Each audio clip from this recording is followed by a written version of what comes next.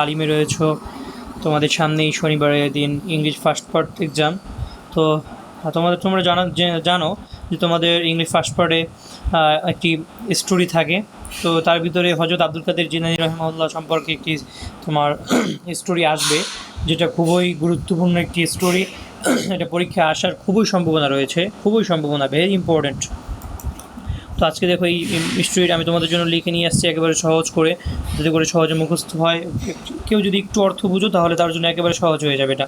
তো দেখো, প্রথমেই রয়েছে হজরত আব্দুল কাদের জিলানী রহমতুল্লাহ was a famous religious figure in Islam. বলা হয়েছে যে হজরত আব্দুল কাদের জিলানী রহমতুল্লাহ ছিলেন তিনি ইসলামের একজন অসাধারণ ব্যক্তিত্ব। হি ওয়াজ বর্ন ইন জিলান, তিনি ইরাকের জিলান শহরে জন্মগ্রহণ করেছিলেন। His father died when he was a child, তার পিতা মৃত্যুবরণ করেছিল যখন সে ছিল একজন শিশু, বা তার শৈশবকালেই তার পিতা মৃত্যুবরণ করেছিল।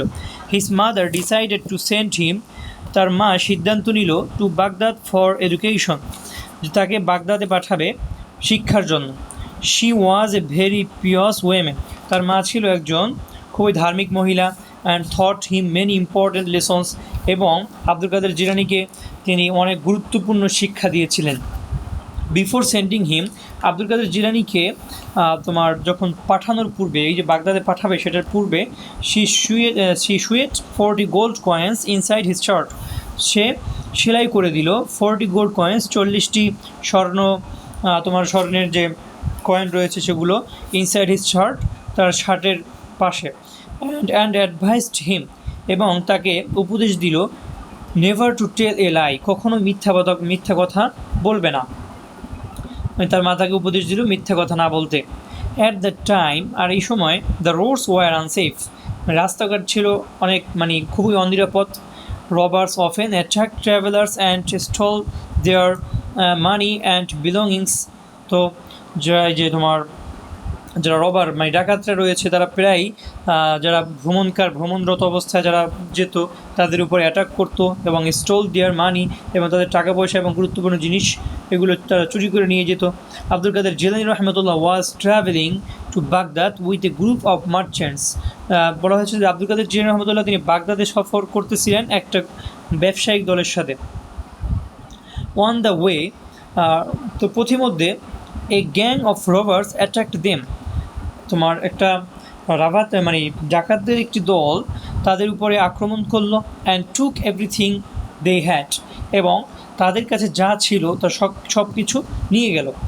ওয়ান রবার থট, একটি ডাকাত চিন্তা করলো, the young boy mite also have something valuable, যে ওই যে ছোটো শিশুটি রয়েছে বা ওই ছোটো যুবকটা রয়েছে তার কাছে অবশ্যই গুরুত্বপূর্ণ কিছু হয়তো বা রয়েছে।